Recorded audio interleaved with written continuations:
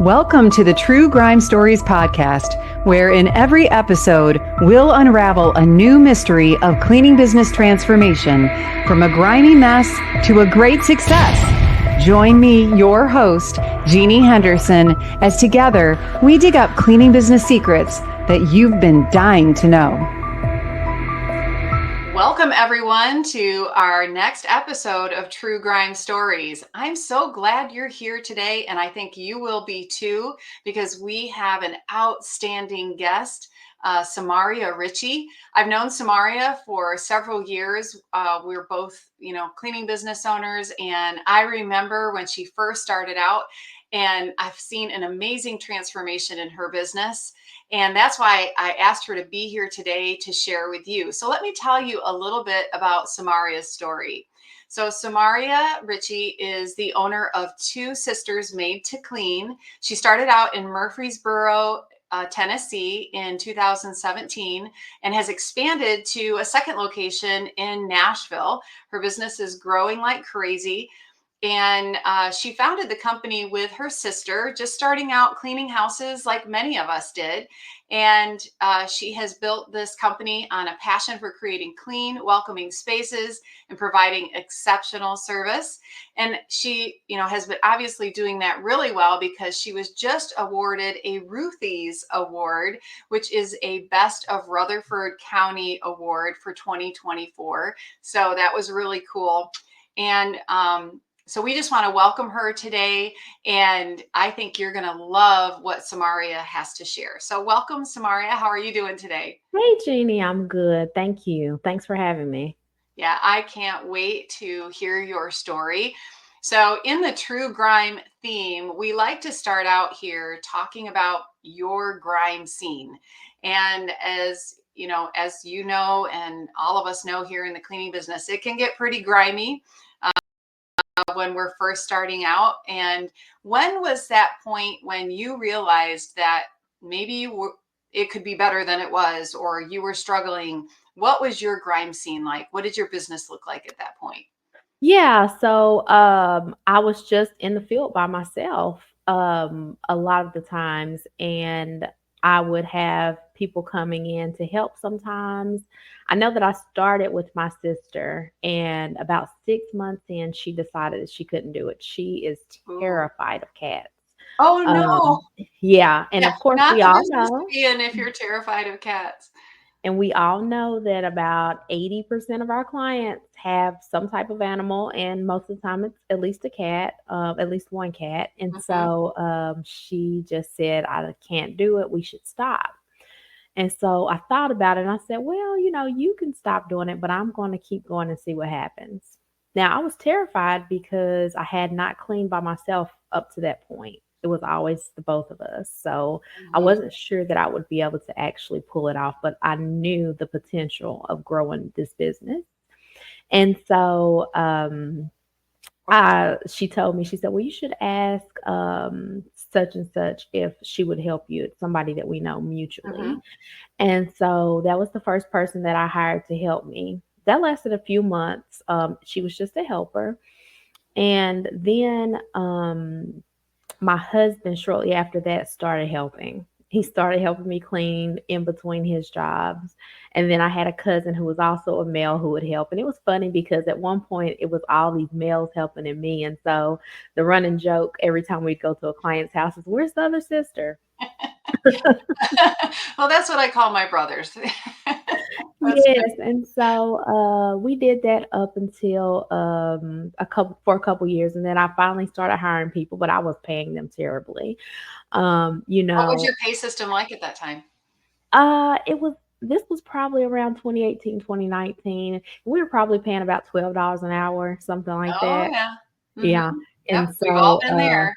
yeah, so I had built up a team of maybe about 4 or 5 people, and they would go out and clean. And I was still cleaning with them at that time. And it makes a big difference when you're still out there cleaning with them. I think that it's easier to get people maybe to buy into the lower wage, especially if you have like a good personality and you're good to them. And Mm-hmm. so I think that's why I got them to stay so long at such a terrible wage. Um, They but just loved working with you. yeah, but during COVID, I found at first in March, Johnny was like, well, my husband, Hmm. he said, oh, I don't think we should clean. And I was like, well, either we're going to go clean or you're going to have to get a job. And he was like, okay. Like the Okay, next I day think we I'll went out. clean. Well, unfortunately, well, not unfortunately, fortunately, I got pregnant during this time span. And so Johnny was like, well, you can't go back, out there. And so we did end up hiring new people in October of 2020. We hired like three people because we lost everybody because of COVID. We had lost the Mhm. people who we had built up on the team. I didn't know what I was doing, and I was just like, if I could just get to $500,000, like we would be great, But I couldn't figure What out was the how to most you do it. had ever achieved revenue wise by that point? I think maybe a couple 100,000. Okay. I mean, not a couple, yeah, like 200,000. Um, Hmm. but I was just like, how do you get to 500,000? Like, how do you get to $500,000? Like, $1 million was totally not even on the radar because I was trying to figure out how to get to 500,000.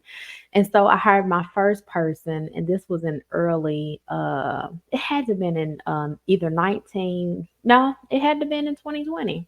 Hmm. I hired my first person that came in, and she flew down and she actually helped us with some stuff. She gave us some little tips. And Like a coach?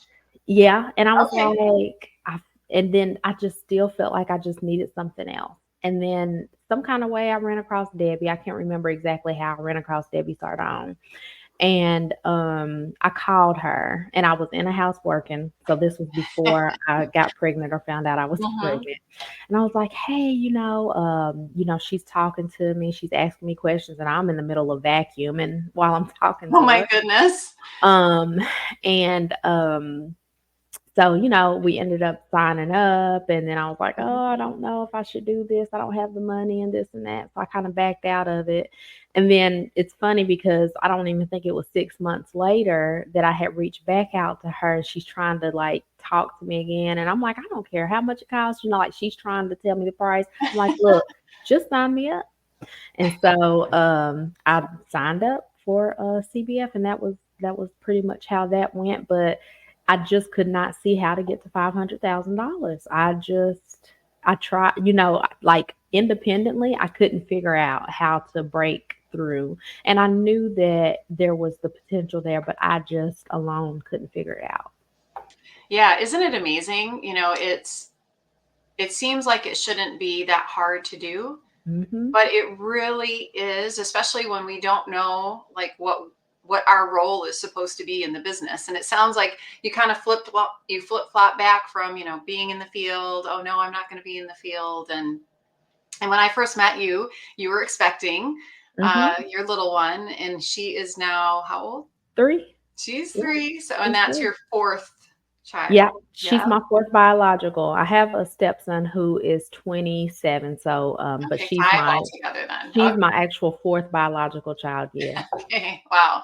Well, good for you. And that always amazes me, like people who are doing it all. And that's really what you're doing. I mean, you're raising a great family and building this amazing business. So I've watched this trajectory of your business from then. I just hit my microphone, from when you first started out to, where you are today. And so when you started, getting more education, you were working with Debbie Sardone. What was like one thing that really started to turn it around for you and change that growth trajectory for your business?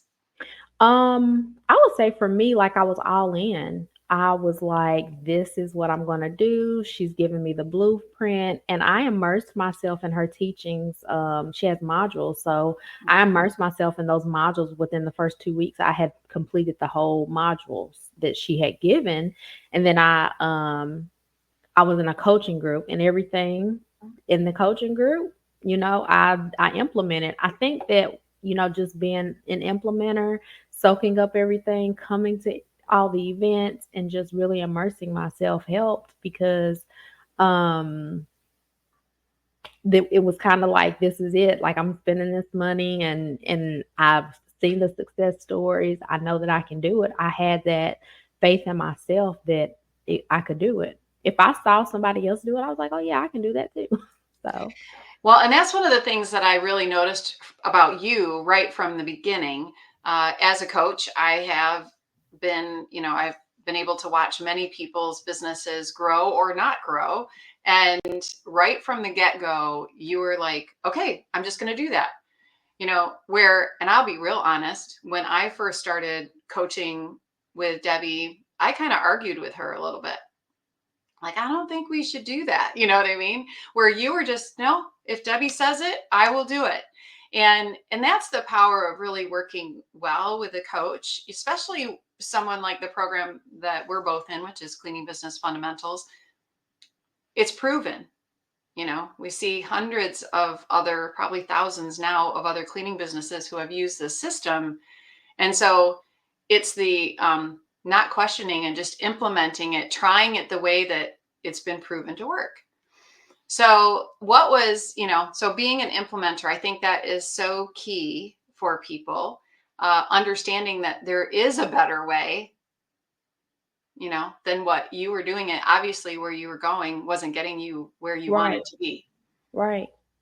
I feel like if it's already proven, it's not like, okay, we're gonna try this out together and see if it works. It's like, no, I've done this. I'm trying to help you to not make the same mistake that I've made. And also, by the time I had come into the coaching group, I guess I was probably a good 2 years into like trying to do things my way. Because when I won't really count like that first year because we were just trying to make some extra money. I had another business, Mhm, and this was just to make extra money, like $300 a month, extra money. mhm. So it wasn't really something that we were really just intentionally doing until she left. Like towards the end of her leaving, I had started wanting to do some things that I don't think she wanted to do. Like I wanted to spend money on like t-shirts and cards and all that stuff. And I don't know that she was on the same level as I was in thinking about that stuff. But when she left, I think I really got more intentional about making it a business and not just Mhm. something we're doing to make some extra money. But once I got the tools, and I know when I was in your coaching group, Jeannie, one thing that still sticks out today, and you may get to this question later, but I'm sorry if so. That's But okay. No. one thing that you said was the math is the path. And I just live by that. Like, even to today, if I'm trying to hit a revenue goal or I'm trying to do something, I'm crunching numbers because I know that if I want to hit this revenue, I need X amount of technicians, I need X amount of clients. Like, I always go back to the math and it just makes sense. It's in black and white. And so, Yeah, so that is so true, is that taking someone's proven systems and following them can be the thing that really changes it for you. And you know, I think some people are resistant to that because they're afraid that you'll become like all the other franchises or the other chain, cleaning companies, if you're not just doing it your way, if you're doing it someone else's way. But you have built a really unique local business that's highly respected, and I'm sure people, know this is a woman owned local business. They want to support you. Can you talk to how it's different? It's like just because you're using someone else's system doesn't mean that you're like a chain. yeah, it's funny because we actually had somebody reach out to us yesterday or the day before, and they said, "Hey, are y'all a franchise?" Because our branding is strong enough that it looks like a franchise, but Mhm. it's not. It's just because we've placed systems. We have systems in place, and we have really good branding and marketing. We do community outreach. We support organizations such as Cleaning for a Reason, the Next Door, which helps women who are in recovery, and then also the Domestic Violence and Sexual Assault Center. And so we're able to really do that community outreach and put our name out there to where it looks like it might be a franchise, but it's not. It's single owned. And I think that people are attracted to that because they're like, wow, like you can do that without being a franchise. Like, yes, you can do that without being a franchise. So I think that we've really differentiated ourselves from our competitors just by just caring. We care about our employees, we care about our clients, and we answer the phone. Um, Yeah, that's so kind of a big thing that a lot of people miss that, they're like not yeah, answering the phone and then they wonder why they're not making the sale. It's like, absolutely. yeah. And so I think that we've just done a really good job with our branding. Um, yeah, and I thought about changing our name after my sister left. Um, but even at about 6 months or so in, it still was like, no, we've already kind of started making a name for ourselves. Let's just keep it because people always ask us the story. They always ask what's the story behind it. And Mhm. so it always allows me to go in and talk about my sister. We grew up as best friend sisters. I mean, Oh. she's my actual blood sister, but we were really close. And she's Mhm. my older sister, my sister mama, my mama's sister. And I have so I have a couple of those too. yep, yep. Yeah. And also, the person that probably knows the most about me, but so I'm able to do that. And people are like, I've got a sister, or I had a sister, Mhm. or, whatever. And it really just hits home with a lot of people. Oh, that gave me goosebumps. That's so sweet. Well, I love this story, and I love the line about talking about being a local business, but being very professional, and how this training has helped you with that. So let's dig deeper into that now that you're out of your grime scene, and we'll investigate further on what the results have been for you. So let's take a break here and hear from our sponsor, Cleaning Business Fundamentals, and then we'll be right back. Is your cleaning business a grime story? There's no need to stay stuck in the muck because you're not alone. With over 500 active members and more than 500 graduates of our Cleaning Business Fundamentals program, CBF is the #1 cleaning business academy in the world and has created more mop-free millionaires than any program in the industry. Learn more and let CBF take your residential cleaning business from a grime story to a gleaming success. Well, welcome back, everyone. I'm here with Samahria Richie with Two Sisters Made to Clean in Tennessee. And Samahria was just sharing her story about how sometimes her brand is so strong that people think she's a national brand, but she's actually really local and really involved in the community and how that pays off. So let's talk a little bit more about that, Samahria. So you've built this brand. I love that you created it as a story brand, right? It's a brand Yes, with a story behind it. And I think everyone, if you're building your brand right now, or you have a brand but you want to strengthen it, like adding your story is so important. People buy from people, right? they that's don't correct. they don't buy from a business. They want to know your story. um, so how has that changed things for you, that you actually can tell your story? How does it build those bonds with your clients and your team? It helps to connect. I think it allows them to connect more with the client when they're out in the home, and our technicians especially, they're able to talk to them about our company. Oh yeah, it's woman owned. Even that it's black owned. A lot of people are like, oh, I didn't know that. Um, and then just even on the office in the office we have remote workers.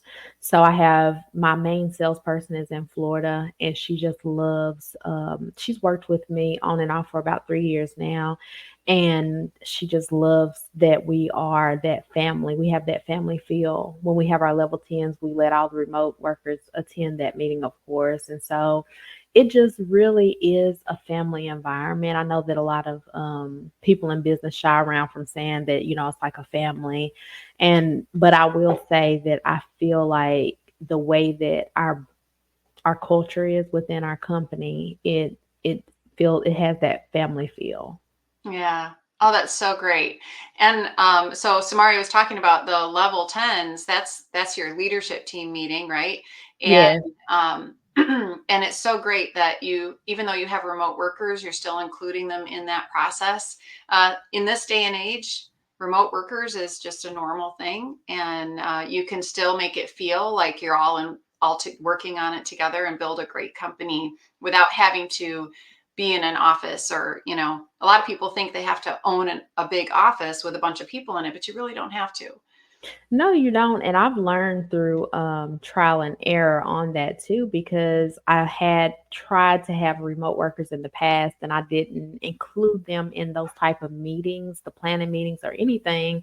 And it didn't go well. It didn't go too well for us. But now they tell me that that's the highlight of their week to be able to Oh, come in and have those meetings. And so it definitely helps the cohesion of your team to make sure that you just treat them like any other employee, treat a remote worker like they are a remote worker, whether they're international or in the United States. You mhm. just treat them like they actually are at home sick and they actually work inside your office or something and they're working Right. remote. Yeah, Yeah. yeah.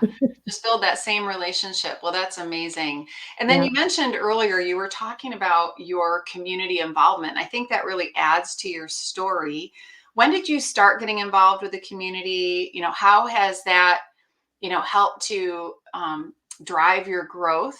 I know you don't do it for that reason. I know you do it because you want to give back, but I'm sure it's had an impact on your brand. Yeah, it has, and we started pretty early on, trying to give back to different things.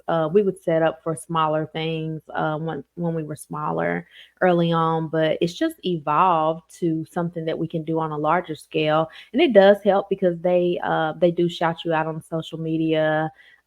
We even support some of like the little softball teams and stuff, and so they'll put your logo on the back and there's different things like that you do that's really all marketing, although you don't necessarily walk into it for that purpose. And the organizations that I chose were things that are near and dear to me because of my background and my story.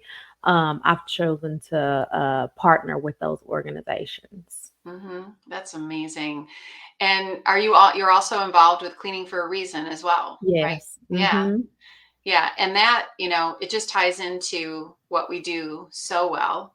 And all these things kind of come together to create like a beautiful story about your business. And like I said before, people buy from people. And Right. I think in this world today that people are making their businesses like too automated. There's like too much distance between the customer and individuals. And I think it's such a Yes. refreshing experience for people when you pick up the phone and there's a human being, not a digital voice on the other end, and they can feel your caring. So it sounds like that's a big part of your brand and your success and your Yeah. differentiation. Absolutely, because I even have people like it allows me the organizations that I chose to support allows me to tell my story in a way of no shame. And so because they see that I have been able to be successful and I'm able to share that story, it gives people hope. And so, even if they're not supporting us financially by purchasing services from us, it's that full circle. It's like helping them see if she did it, I can do it, type of deal. And it just really is rewarding for me and even my employees. A lot of times we hire people who may have gone through some things, and it's just refreshing to know that you can work in a place that doesn't have that layer of judgment. That's so beautiful. Oh my goodness. I absolutely love it. I actually was with one of my mentors earlier this week, and he was talking about it was a marketing conference, and he was talking about how what do people really buy when they're choosing to buy from a company? And what they really want is hope for something better. Yes. People are buying hope, and we can be hope dealers in our businesses and, kind of giving people that hope. So that's really cool. So you've achieved a lot. You blew through that $500,000 goal. I was Yeah. there the day that you got your green jacket when you hit the million, when you passed the $1 million mark, which was so cool as a coach to be there. Just so emotional to watch that happen. So congratulations Yes. on that. Thank you. So, and now you have a second location. What is your vision for the future for Two Sisters Made to Clean? Um, so I want to open up a couple more locations. So I want to have about 3 satellite locations within an hour or so of this location. And yeah, so that'll be probably within the next 3 years or so, I want to be able to expand to other locations. And yeah, that's what our vision looks like right now. And, it's not just a business. You talk about family a lot. How has this changed your life and the life of your family? It's provided freedom for us. My husband was able to quit his job and come work for us full time. Oh my goodness, that's So huge. yeah, so he works full time in the company, and so we're able to spend time together. I am able to spend more time with my children because I can go to the parent teacher conferences in the middle of the day or field trips. We actually take 4 family trips a year. I'm able to take my family with me on our conferences, I and Yes, I've met all of your family. yeah, and all of the children do some type of work in the business. So my my high schooler, she's graduating this year, and she actually has a work. Um, it's not work study, but it's Mhm, like where they come and work for you a part of the day instead of mhm, going to school. mhm. And so she's doing that now, and she's really interested in marketing. So she does our TikTok. So if you've ever seen any of our TikToks, she does our TikToks. Oh, I'm And gonna check that out. That's cool. she's a whiz in Canva, so she creates different Canva things for us, and she's in DECA, so she's working on a project for culture for the employees. Um, my son, he when he's home from college, he helps. He goes out and cleans, and my 9-year old helps my 17-year old clean an office on the weekend. And That the is so baby girl, great. I'm teaching the baby girl how to work at home. So when I'm folding towels, she's folding the washcloths, and she does a pretty good job. Um, and so she likes to sweep and vacuum. So Mhm. they all are getting acclimated within the company at some type of level. And I've told my oldest 2 children, my 19 and 17-year-old, hey, this is for you if you want it. I'm gonna hold on to it for a little bit for you. And so they're like, I don't know, mom. So we'll see. Oh, that's so cool, but it truly is a family business, and you've created so much success, and you're setting your future generations on a completely different path probably than where it might have been otherwise. Yeah. Isn't that cool? That is just so great. Well, how inspiring that is. Your story is just, I heard so many things I didn't know about you today. So I'm glad that we had this time together. Thank you for sharing about your Thanks for business. having me. Yeah, no, that is so great. And I know that our audience is going to find your story inspiring. Many of us are trying to run businesses with our spouses. Should have had Johnny on here to hear his side of the story. Maybe we'll do a couple series Okay. down the road. But a lot of us have those challenges. So hearing that you've been able to build this great, successful family business is just so inspiring. So congratulations, Samaria. Thank you. Thank you. And we'll wrap up here today. Thank you for sticking around with us to hear about Samaria's grime story. And if your business is a grime story, it doesn't have to stay that way. And we're here to support you. So check out the show notes, click the links. If you'd like to talk with me about cleaning business fundamentals, there's a link where you can sign up for a free call. But thank you for joining us for this episode of True Grime Stories. Make sure and join us next time. Thanks, everyone. That's a wrap on today's True Grime Stories. Thanks for joining us in uncovering the secrets of cleaning business success. Don't forget to subscribe, share, and download, and check out our show notes for links and info from today's episode, and to learn more about our sponsor, Cleaning Business Fundamentals. Join us next time as we solve another True Grime story.